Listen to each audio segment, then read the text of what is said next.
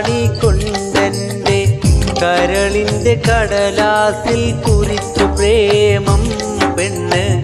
കണ്ടാലും കാണാത്ത ഭാവാവിനയം കൊണ്ട് കൺമുന്നിലൂടെ എന്നും പോകും പെണ്ണ്. കൺമുന്നിലൂടെ എന്നും പോകും പെണ്ണ്.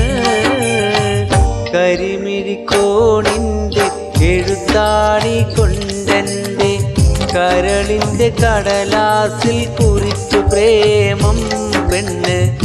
കണ്ടാലും കാണാത്ത ഭാവാഭിനയം കൊണ്ട് കൺമുന്നിലും